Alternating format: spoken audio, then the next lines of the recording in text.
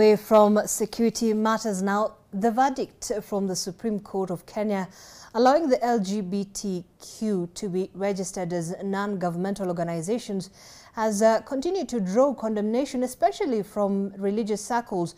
However, members of that community have lauded the decision, saying they deserve the right and freedom to associate like other Kenyans. NTV's Brian Mushiri with that story. The conversation around the LGBTQI has been a dicey one that has had many speaking in hushed tones. Same-sex marriage is illegal in Kenya.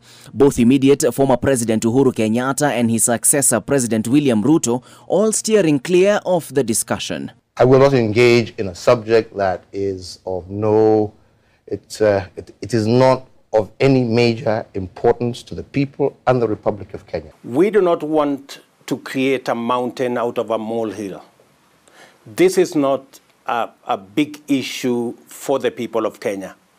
The ruling by the Supreme Court of Kenya recognizing the National Gay and Lesbian Human Rights Commission's rights to be registered as a non-governmental organization seems to have stirred the hornet's nest, with religious leaders unanimously condemning the ruling. We, as clergy organization, condemn in the strongest possible terms of the recent Supreme Court ruling in favor of LGBTQ persons seeking official registration for their non-governmental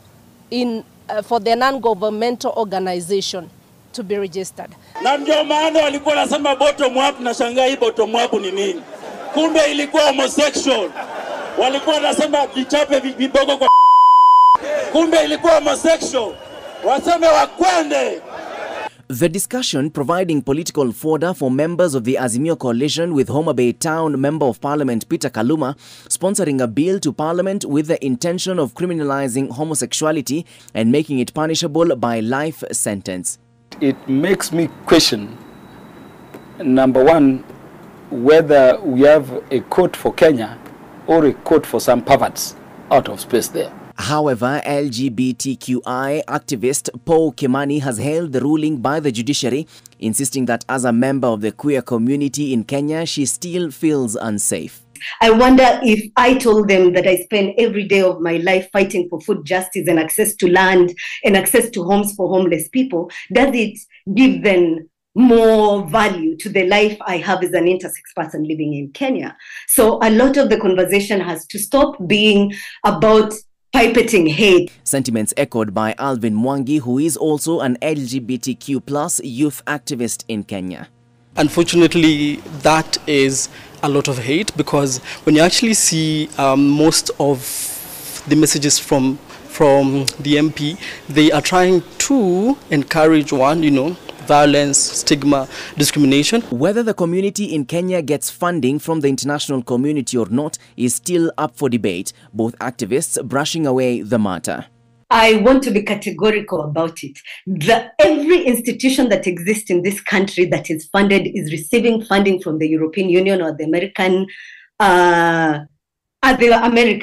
I want to state to you that yes, NGOs are funded by these institutions, but not funded to pipette the gay agenda. There is no gay agenda. It is a ruling that will certainly get tongues waggling for some time.